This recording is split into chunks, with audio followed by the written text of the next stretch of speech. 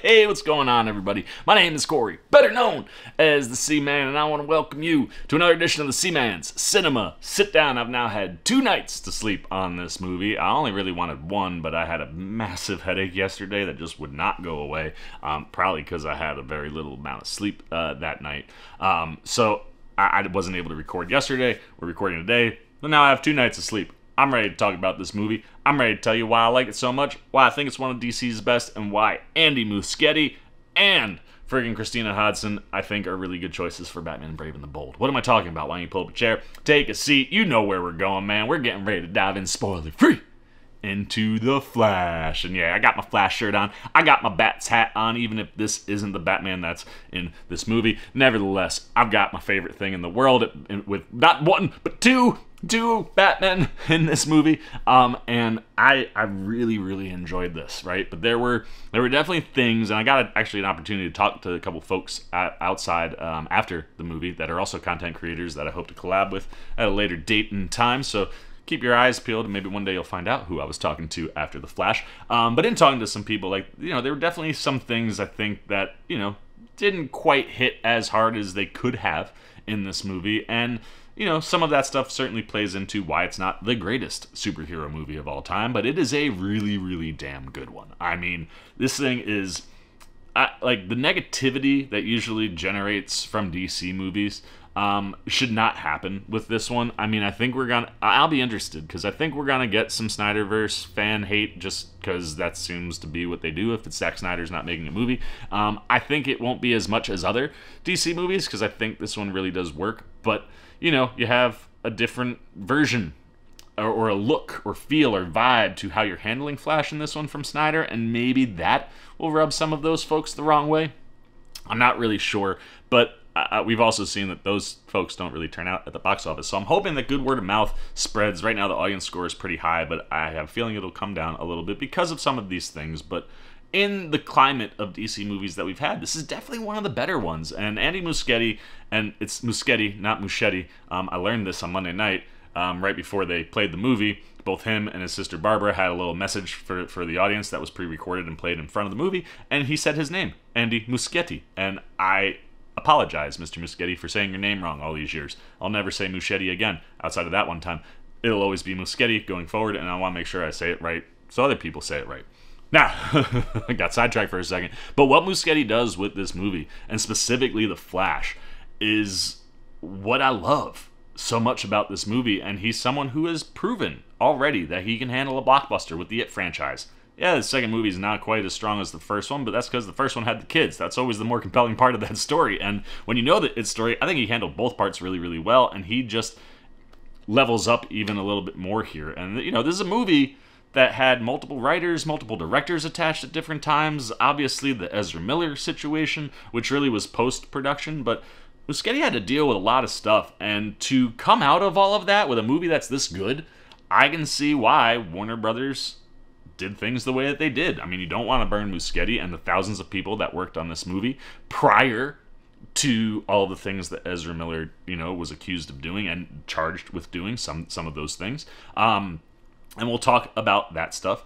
But when you see this, I kind of get why they did what they did, because it's a really good movie. And Muschietti, he, like I said, he understands blockbusters. And to see him step into the superhero lane gets me really excited, because we know we're going to get Batman Brave and the Bold with him. And him and Hodson do several things with the 2 Batmen in this movie that make me go, Batman's in good hands with these 2, because you got that grounded noir detective world that you got Reeves coming from, and he's even set it up in a way where you can do some of the fantastical things. Something like Clayface, Mr. Freeze, I think fit very well into that world.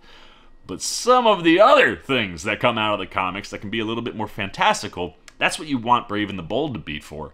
And that's a vibe that I think both Muschietti and Hodson can hit. Now, outside of his handling of The Flash and Batman, what you get from Muschietti in this movie is just top quality stuff, man. All the action sequences for me really hit, while the stuff in the third act, story-wise, could have used a little bit more for certain characters. The action, for the most part, is fairly flawless, and I might get some hate for this. I think his vision of the Speed Force and how he handles Barry works better for a Flash movie than what Snyder did with Flash. what Snyder did with Flash, freaking epic, cool-looking stuff, man. Really worked inside of that movie. But like I said, the living in Muschietti's Speed Force was just really cool, man. I really dug how he handled that stuff. And like I said, the action-wise, I mean, you get a phenomenal opening sequence for Flash and Ben Affleck's Batman at the beginning.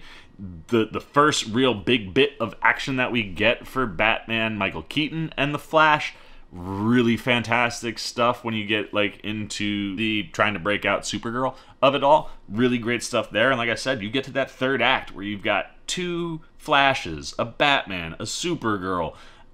It worked. Like, I'm never bored. I'm never not engaged with the movie. And like I said, I think there was some depth or a little bit more screen time that would have enhanced some of that action, but what you get there, I just think really works. The pacing in this is really strong, and everything Muschietti is doing behind the camera that's not visual effect oriented, I just dug, man. He's got some cool shots and how he plays with how Barry moves and stuff. And that's the other thing, too, because like I don't think the Zack Snyder Justice League really lets you understand why Ezra Miller makes the decisions they make for how Barry runs.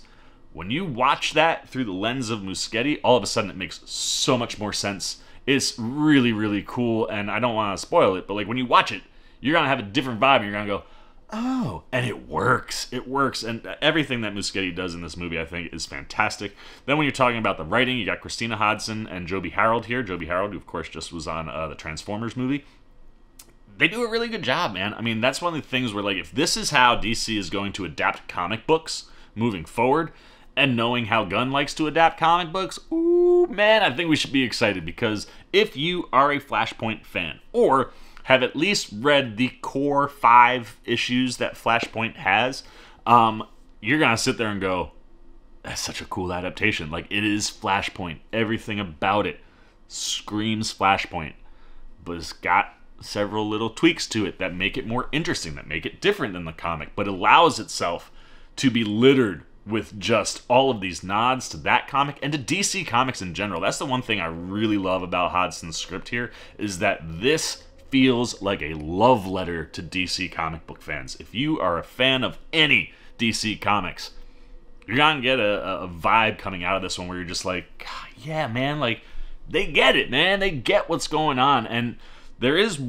one element to the writing that I think could get criticized, and that's how close it feels to Across the Spider-Verse. And what I will say to that is, 1, we're playing with the multiverse, okay, but 2, like, this movie was supposed to come out way back, you know, and Phil Lord and Chris Miller were the original writers. Now, I've seen them in interviews, and they have said that their movie had time travel but not multiverse stuff. I don't know if I entirely buy that, because honestly, I think most of this movie feels like Hodson and Harold's. But there are elements to some of the multiversal things that feel very, very similar to Across the Spider-Verse, and that's not a bad thing, because you're playing with the multiverse, which means it works. The way they use the multiverse in this movie works really well. The visuals that we get, like I said, man, this is a love letter to DC fans, and, like, it is freaking cool. But there definitely needs to be people that are going to take some shots, because there are similarities there. And honestly, I do think that even if Lord and Miller weren't playing directly with multiversal concepts in that script, a lot of what they were playing as far as that element of the movie would have been going definitely feels like that's something that Hodson and Harold kind of ran with and expanded on, because there are a lot of similar vibes. But it's a good thing, it's because it really does work from the multiverse side. But how Hodson uses the multiverse, like, is really cool, man. And how they tee things up, you know, specifically on the writing end, for there to be 2 Barrys. It's the thing that makes the movie work, I think, the best. As much as I love how they use Ben Affleck or Michael Keaton, or when we get to Sasha Calle and we're talking about acting in Supergirl, like, I love how they use all that stuff. But having 2 Barrys is so fascinating on so many levels, specifically for our Barry. He gets informed in a lot of ways and is able to grow up himself a little bit more. And I'm going to say him and himself sometimes, because I'm talking about Barry Allen.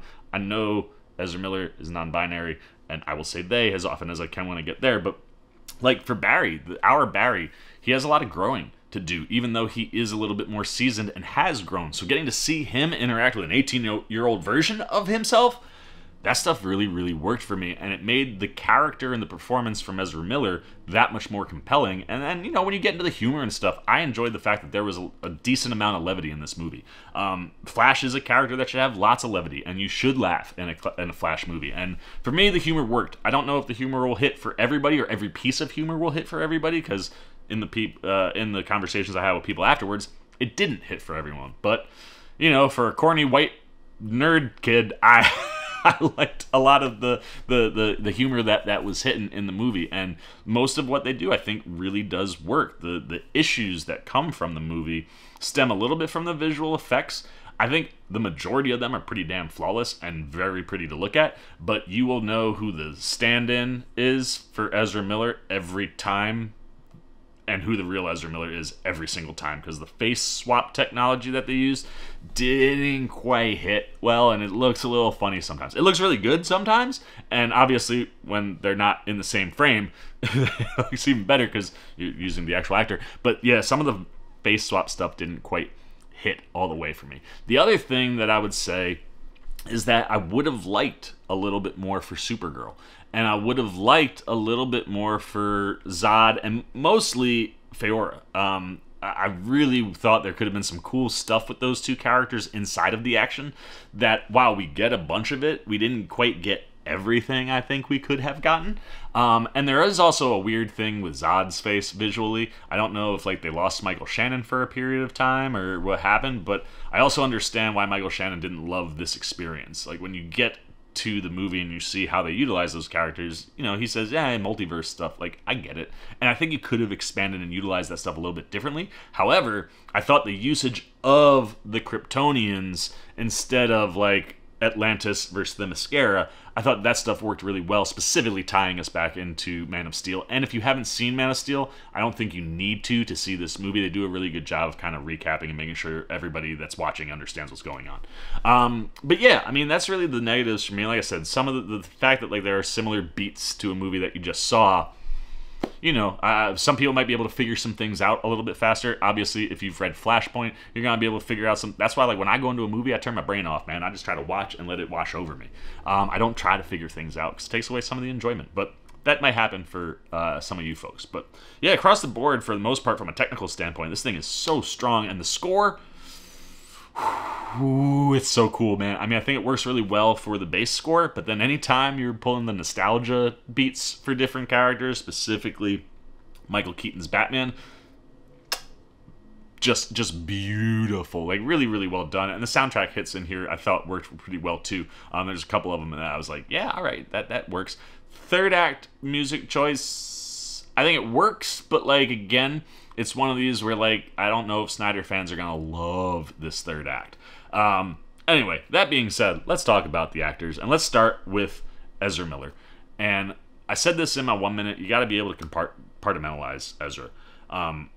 If you're going to review this movie, you have to be able to look at the situation as one thing and a movie that was made before the situation as another.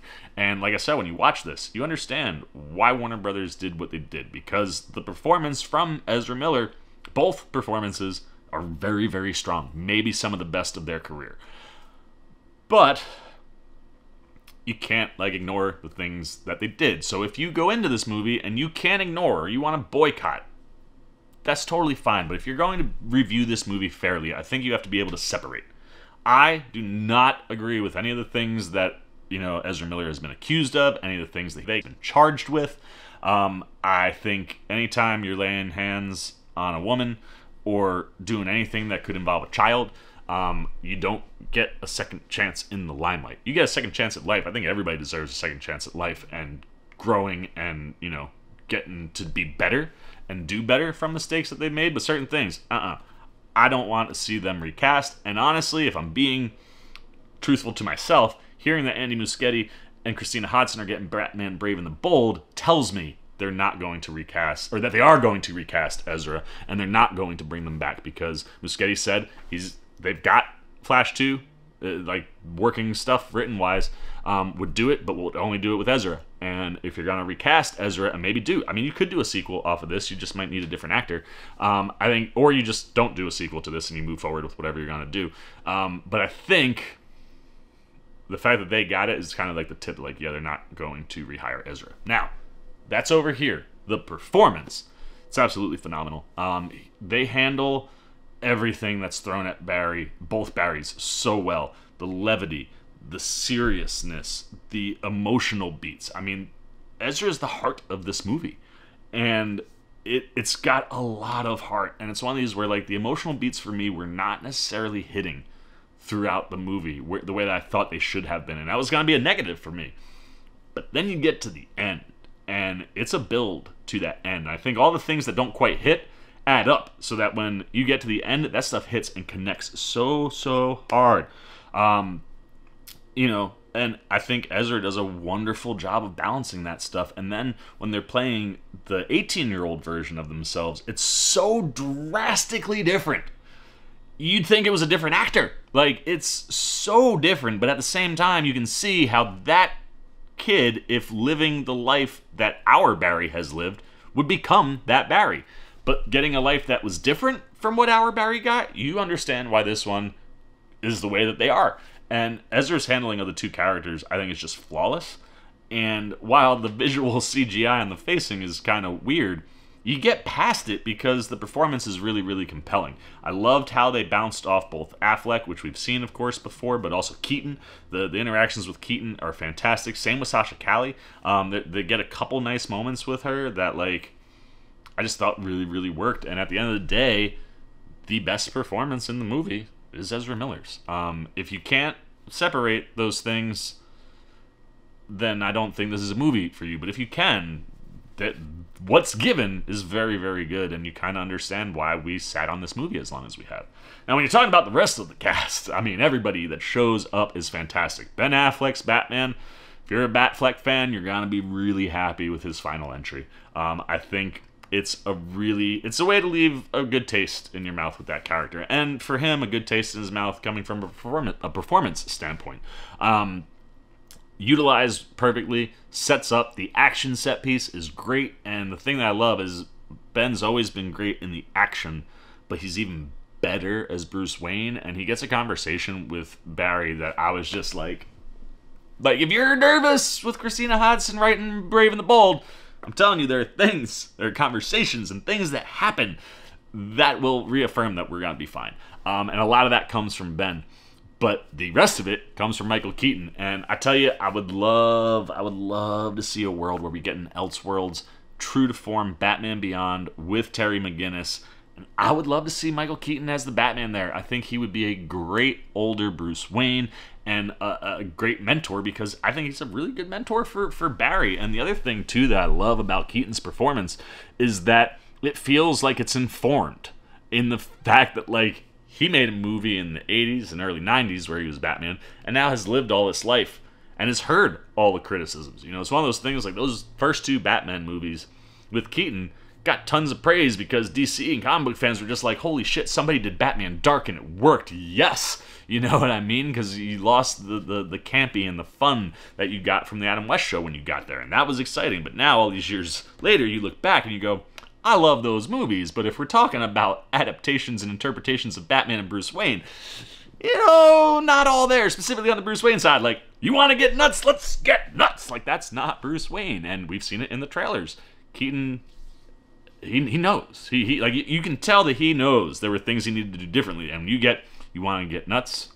Let's get nuts.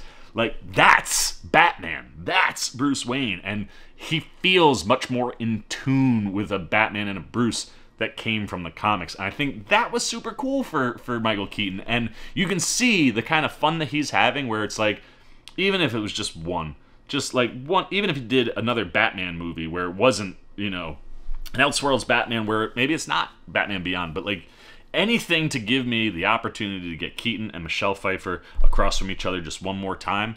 What he did here, like, James Gunn, please make that happen in some way, man, because you can tell he's having a good time. I understand why he signed on for multiple movies, and yeah, he absolutely crushes, and I loved his interactions with, specifically, you know, Ezra and Barry Allen. Like, that stuff is just great. Then, of course, we've got Sasha Calle, and I've said this once, I'll say it 8 million more times. This is the girl that needs to be Supergirl for Woman of Tomorrow. That is a book and a story about a version of Kara that's just been floating on this chip of Krypton, right? Like, she's got some anger, she's got some things to work out, and Sasha Calle envelops all that in this performance, because this character, if you know your Flashpoint, replace Superman with Supergirl, she's got a lot to deal with, and that's one of the things I love the most about this performance, is not the action, not the badassery, although all of that is amazing. She is calculated, and you see it in her face. Like, you can see the wheels turning as she's kind of processing everything that's happening and the moves that she has to make, and then when you throw on how badass she is, and look, I might take flack for this, but I don't even care. She is freaking smoking hot in this movie, man. I mean, you put her in that suit, and I'm just like, I got a new Hollywood crush, man. Like, she's... And then every bit of badassness, like, in the action, just makes that sex appeal go even higher, man. Like, the way she handled... She kicked ass. She just kicked ass the whole time, and I wanted more of it. That's probably my biggest criticism of the movie, is I needed more Sasha Calle as Supergirl. And if we don't get it in the coming Supergirl movie, I'm gonna be sad. And I think that she did enough to earn a go, and I hope James Gunn gives that to her, because she's absolutely fantastic. Then let's go Ron Livingston, playing Henry Allen here instead of Billy Crudup, because Crudup was doing the morning show. More lucrative for him. Totally makes sense. And if you gotta get a guy to step in for Crudup to be a dad, Ron Livingston's as good as it gets. I mean, you almost, like, when I watched the first trailer, I was like, wait, they replaced the guy who played... he's got that kind of look, and he meshes really, really well with Ezra. I think the stuff with his dad, both from a story perspective and then the delivery of the stuff in the performance, I thought really worked. And again, much like I like with Barry, getting to see these different versions and things of these characters, I think works really well all around. You bring in Maribel Verdú, who plays Nora, Barry's mom. Everything you need that character to be is there, and everything that she does makes the emotional beats land if they're not all the way there for you. Well, what you get from her and Ezra, man, it was so good. Then we got Kiersey Clemons, who plays Iris West. I didn't love Iris West early in this movie, but Clemons certainly does what she needs to do. The character goes where it needs to go, and you kind of come around on what they're doing with the character. But performance-wise, really dig the energy, the chemistry with Miller. That's one of those, like, if there's no sequel, or even if Ezra is recast, you know, it hurts a little bit, because there are special things going on in this movie that, unfortunately, when you make poor choices in life, those have consequences. And that's one of the consequences that's rough, because who knows if we ever see Kiersey Clemons as Iris West again, or if the chemistry with whoever the Flash is going forward pops the way it does here. But I thought she was really, really good. And then I'm going to only talk... There's a nice surprise, there was a character I wasn't expecting that popped in, where I was like, classic performance as per usual, and the utilization of the character I just loved. But then you've got Michael Shannon and Antje Traub, and these are two performances that I wanted to be, like, high up there on the way I was in Man of Steel, but unfortunately those two characters don't get a ton, and that's probably my other biggest criticism, specifically for Feora. Like, you could have had more for them there, and they're not really performances that are going to leave an impact or a long-lasting mark on anybody. And that's kind of a bummer.